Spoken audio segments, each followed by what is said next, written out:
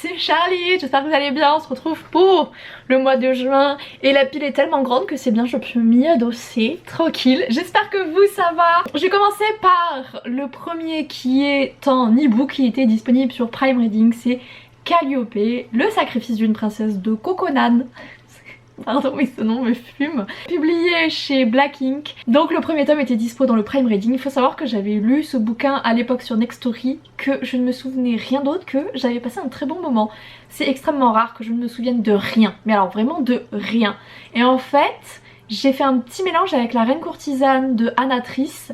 Ce qui m'a laissé, tu sais, genre un espèce de mélange en sachant très bien que je me souvenais plus de La Reine Courtisane que de Calliope. Je l'ai donc relu. C'est un mariage arrangé entre deux royaumes qui se font la guerre. Il faut savoir que les deux personnages, donc Calliope et le mec dont j'ai totalement oublié le nom, se sont déjà rencontrés, se sont même déjà aimés quand ils étaient adolescents. Sauf que lui ignorait qu'elle était la princesse du royaume adverse. Elle le savait parce qu'elle était, forcément elle sait qui elle est. Hein. Elle savait qui il était. Donc quand elle retrouve, elle est super heureuse de se marier avec l'homme qu'elle a déjà aimé. En fait, quand il se rend compte déjà de la supercherie, il le prend très mal et de manière générale c'est un gros con. On va découvrir pourquoi il est comme ça, pourquoi il a autant changé. C'était vraiment chouette. On passera sur le héros qui frappe dans les murs. Voilà, je vais pas vous le cacher, ça a été une excellente lecture, je l'ai lu genre en 2-3 jours durant mon week-end à Bordeaux. C'était très chouette, j'ai passé un très bon moment. Je me souviens pourquoi j'en avais gardé un très bon souvenir. Je sais pas pourquoi je l'ai autant oublié, je crois que je l'avais lu encore plus vite la première fois. Quand je l'ai relu j'étais en mode ah oui c'est vrai qu'il y a ça et ça. Mais c'est vrai que la première fois du coup j'avais pas ça.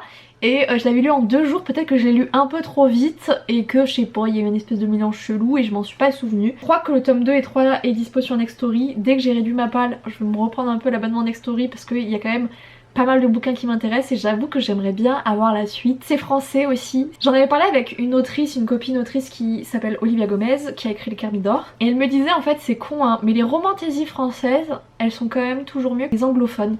Et en fait c'est vrai que depuis qu'elle m'a dit ça, parce qu'elle a lu Calliope, elle a lu La Reine Courtisane, et c'est vrai que depuis qu'elle a dit ça, j'ai pris un peu de recul et je me suis dit ouais, je trouve qu'il y a une certaine, je dirais un peu paresse chez les autrices anglophones, enfin les auteurs hein, de manière générale, mais je lis beaucoup de femmes donc c'est surtout des femmes. Ils creusent pas énormément les intrigues etc, c'est assez convenu. Alors je vais pas vous mentir, hein, c'est une romantaisie, Calliope honnêtement ça révolutionne pas du tout le genre, mais c'est vrai qu'il y a une certaine recherche supplémentaire je trouve. C'est un peu moins convenu en fait chez des autrices françaises. Olivia n'avait pas tort. Donc écoutez, à suivre. Là on va partir pas du tout sur de l'anglophone, hein, on va partir sur des mangas. Un de mes anciens collègues m'avait vendu le tome 1 et 2 de Orange. Alors, en passant à Bordeaux on a fait quelques librairies. J'ai pas craqué chez Mola mais j'ai craqué chez 4 librairies.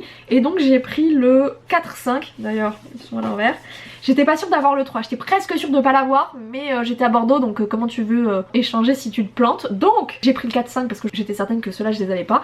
Et le 3 je l'ai pris à Le Comptoir des Rêves à Toulouse du coup, qui est une librairie spécialisée en manga. Ils ont aussi ouvert une autre librairie spécialisée en romantaisie.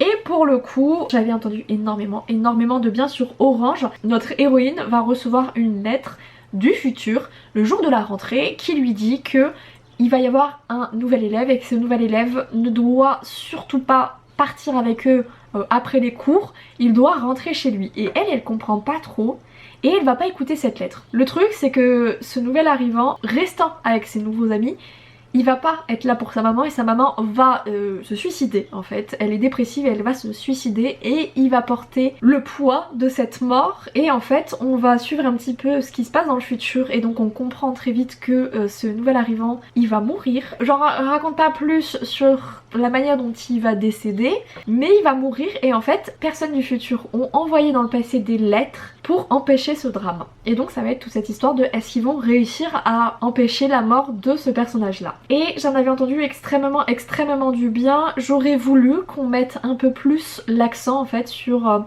notamment la dépression de la maman et le fait que, parce que du coup son fils qui n'a pas été là pour elle parce qu'il devait aller à l'hôpital et il l'a pas fait en fait, il l'a pas accompagnée et elle s'est suicidée, il porte une culpabilité ultra forte et j'aurais voulu peut-être une remise en question et vraiment un message comme quoi à aucun moment ce n'est sa faute à lui, sa maman elle est dépressive, elle a des tendances suicidaires, s'il l'avait accompagnée à ce moment là ça ne dit pas que plus tard elle n'aurait pas commis un acte désespéré et du coup je trouve qu'il manque ce petit message de ce n'est pas ta faute, à aucun moment ce n'est à toi de gérer ça qui est adolescent, qui doit vivre ta vie, tu n'as pas à porter le fardeau en fait du décès, du suicide de ta mère quoi. Parce que techniquement ce n'est pas ta faute. Et ça je trouve que ça manquait un petit peu dans l'histoire, mais il n'empêche que ça reste un sujet très profond, un sujet très difficile aussi, et je trouve que c'est fait avec beaucoup de pudeur. Tu sors de là avec une sensation aussi de douceur parce que tous les personnages en fait gravitent un peu, c'est un groupe d'amis donc tu vas découvrir un peu chaque personnage, tu vas apprendre à les connaître et tu vas voir que derrière peut-être parfois des clichés un peu d'adolescents classiques se cachent des personnalités différentes et c'était très beau, c'était très chouette. Je sais qu'il y a tomes 6 et 7, sont un peu des hors-série, ils ont été créés après ces 5 là. C'était très bien honnêtement, j'ai passé un merveilleux moment, je sais que je vais acheter le tome 6 et 7. Je pense que c'est un manga qui est très beau, qui est nécessaire. Pour le coup, je pense pas que je mettrais dans mes tops de mangas préférés au monde. Je dirais pas plus touchés, mais qui ont eu plus d'impact dans ma vie. Peut-être qu'à un autre moment, peut-être qu'adolescente, il m'aurait vraiment eu un impact plus fort. J'ai compris le message et tout, mais il aurait pu résonner plus fort à d'autres moments de ma vie. On va passer à Criminel Fiançailles. Cette série de mangas, il y en a 6 tomes qui sont sortis, donc il m'en manque encore 2. C'est entièrement la faute de Marine Books sur Insta et TikTok parce que elle parle souvent et elle le vend du coup en mode si vous cherchez des mariages arrangés. Et elle parle de ce manga. Faut savoir que ce n'est pas un shoujo. Vraiment, Pika l'ont mis en shonen. Donc les shonen c'est les mangas vraiment faits pour un public adulte. Et tu sais au début j'étais là en mode, c'est vrai que les couvertures elles sont belles, elles font quand même très romance, le titre aussi, mais je comprends pourquoi ils l'ont placé en shonen parce que c'est quand même pour un public plus majeur. Bon après j'entends déjà les gamines dire moi j'ai Lucas qui va 12 ans, gna.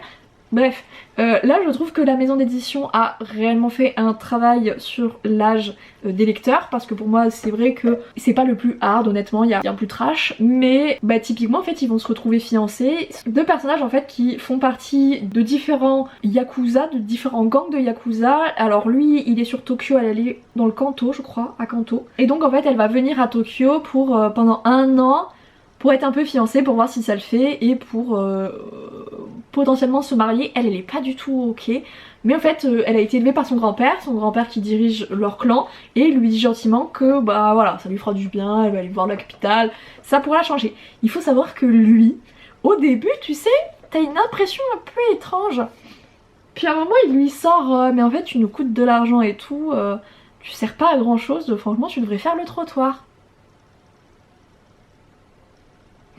Là tu bégayes un peu quand même. Et en fait ce qu'elle va faire c'est simple, elle va vendre son rein. C'est pour ça qu'il est en adulte, n'est-ce pas? Elle va vendre son rein en lui disant voilà maintenant j'en ai tiré plusieurs millions de yens. Sachant que les yens c'est pas du tout comme l'euro, hein, c'est à dire que des millions de yens ne sont pas forcément des millions d'euros. Mais je crois qu'elle a quand même tiré une belle somme en vrai. Et elle lui dit voilà maintenant j'ai en gros payé mon séjour à Tokyo pendant 1 an, tu me fous la paix. Et en fait lui il va tomber in love en mode waouh, mais qu'est-ce que c'est que cette femme finalement genre. En fait elle est presque aussi barge que lui quoi. Et donc ça va être leur histoire. J'avoue que la fin du tome 4 était vraiment très chouette, j'ai vraiment hâte de lire la suite. Mais en fait quand je suis passée à Cultura pour prendre Belladonna, ils avaient pas cette série là et du coup je me suis dit c'est un signe du destin, tu vas attendre le mois prochain parce que tu t'appelles pas Crésus ma soeur. Mais c'était quand même très cool, j'ai passé un incroyable moment, j'ai vraiment hâte de la suite. Par contre j'ai remarqué que les tomes ils sortent à peu près tous les 6 mois. Moi je suis désolée, je suis de la vieille école mais pour moi les mangas c'est 1 mois sur 2 et du coup je suis là en mode ah ouais ça va être long un peu. J'avoue que j'ai craqué parce que quand je l'ai vu à 4 librairies, en fait le tome 1 et 2 vous savez ils étaient vendus ensemble donc t'en payais qu'un seul. Et comme j'avais vu passer le truc du coup à cause de Marine, j'étais en mode j'ai quand même vraiment envie de le prendre. Et voilà du coup je l'ai pris. Mais de savoir qu'il va falloir que j'attende littéralement 6 mois pour la suite, sachant que c'est pas des délais très classiques en vrai en manga, surtout pour ce type d'histoire là. Bon j'avoue que je suis un petit peu frustrée mais bon écoutez je préfère ça à ce que l'autrice parte en burn-out. Très chouette si jamais vous voulez découvrir, mais du coup pour un public adulte. Qu'est-ce que j'avais lu après? Je pense que j'ai lu Belladonna d'Adaline Grace chez De Saxus. La couverture est magnifique, on va pas se mentir. Genre pépite. On va suivre Signa Faro. Oui, honnêtement j'ai acheté ce livre pour la couverture et pour le nom de famille de l'héroïne. Je suis faible, écoutez je suis très faible. J'avais vu des avis négatifs passer sur TikTok, moi j'ai passé un très bon moment. C'est de la romantaisie. Honnêtement, Ça révolutionne pas du tout le genre, c'est même assez convenu.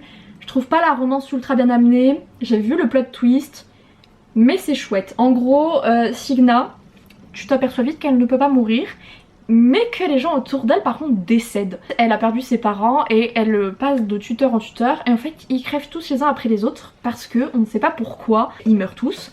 Comme elle a la faculté de ne pas mourir, elle voit en fait l'ange de la mort, la personne en gros, enfin l'être plutôt, qui se charge d'amener les défunts dans l'autre monde. Et elle va être amenée dans un manoir, donc elle a presque l'âge légal pour toucher son héritage parce qu'évidemment sa famille, enfin ses parents étaient extrêmement riches. Dans ce manoir, sa cousine est en train de mourir, sa tante est décédée et sa cousine est en train de mourir de la même sorte de maladie.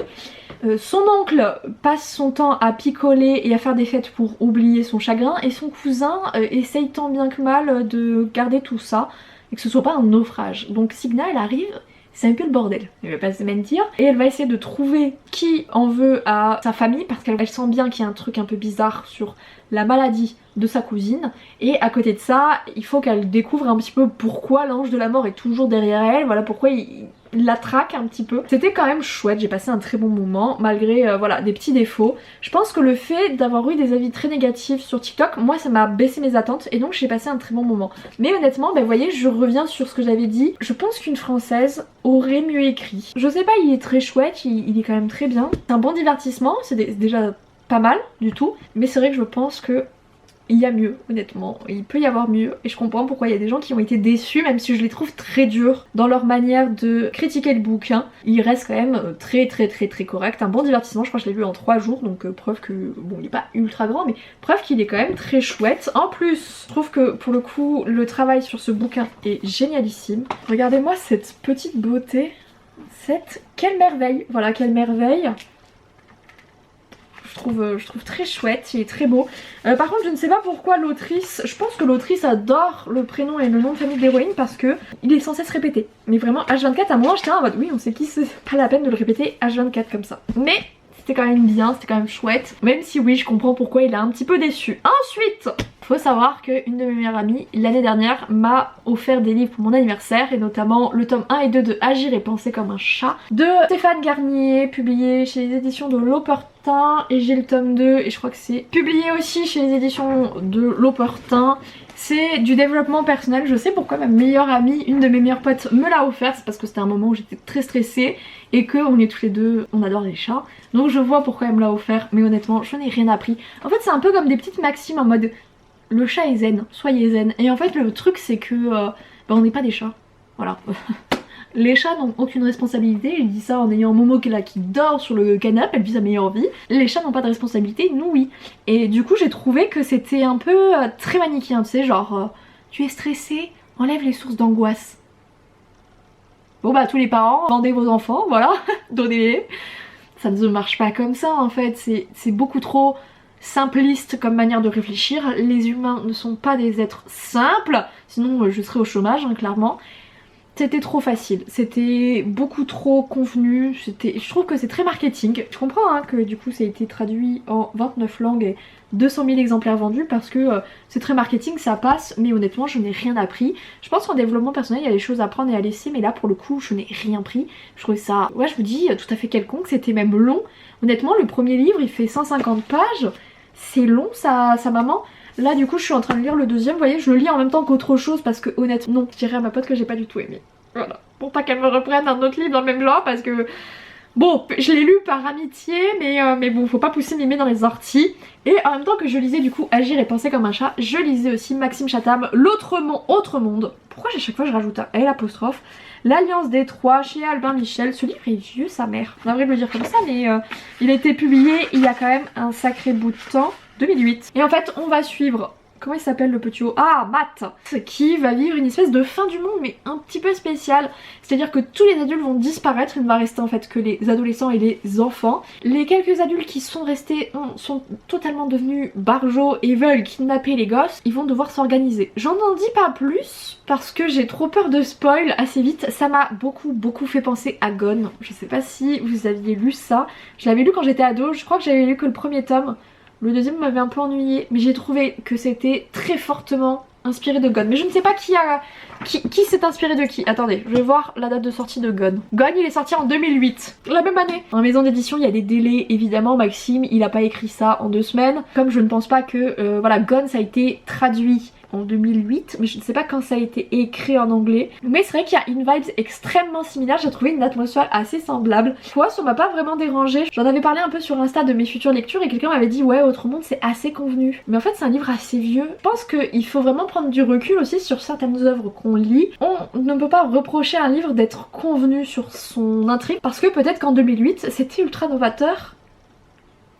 Et du coup c'est vrai que moi je savais pas trop à quoi m'attendre, c'est un livre vraiment tourné adolescent je trouve, hein.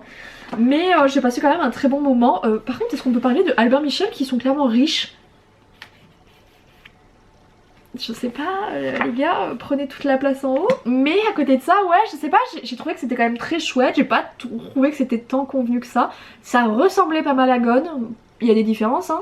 Mais comme j'avais bien aimé Gone, je pense que j'ai bien aimé celui-ci. J'avoue que je suis très curieuse de voir le tome 2.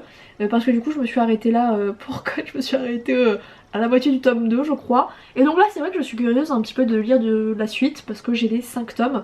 C'est mon meilleur ami hein, qui me les a passés, donc...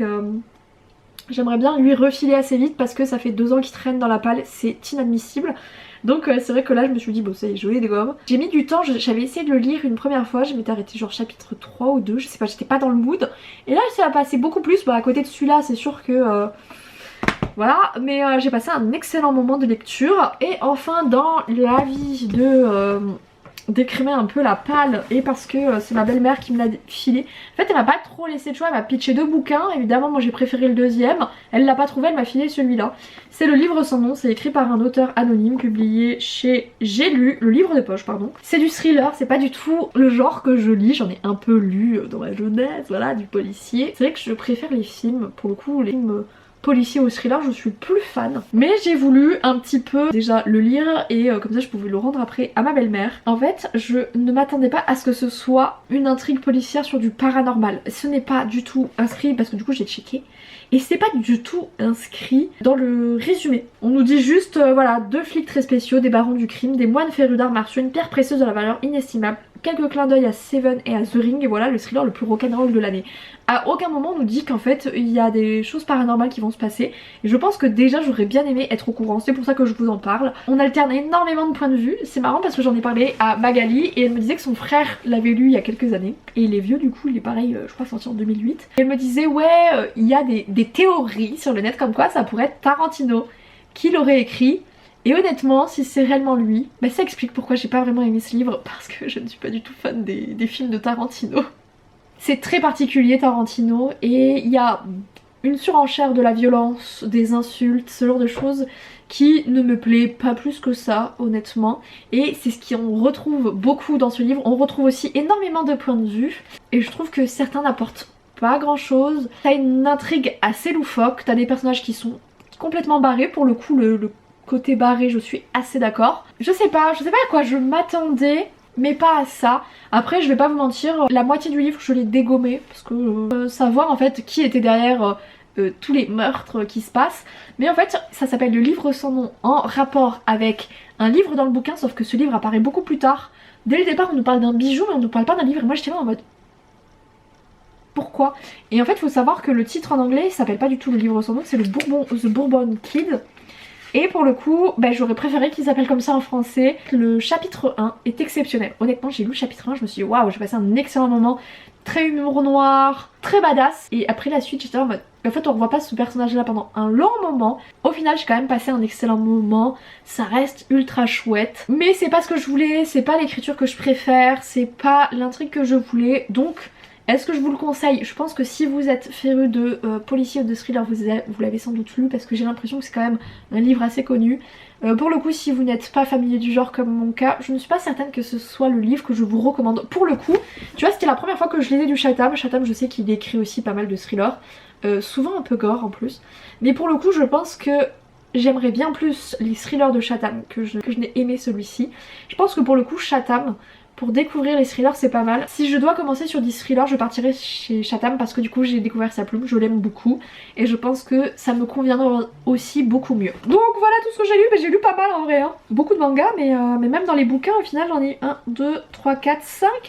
Ouais non, je sais pas, déterminée, j'ai vraiment envie de faire baisser la palle. Du coup je restreins un peu les achats même si vous voyez j'ai toujours les deux Saxus. C'est un peu ma faiblesse de Saxus, leurs bouquins sont très très beaux. Mais du coup j'espère que ça vous aura plu. Qu'est-ce que vous avez lu vous en mai? J'espère que cette vidéo vous aura plu, aura pu vous aiguiller sur vos avis lecture. Moi je vais vous laisser là, je vous fais à tous de gros bisous. Ciao ciao.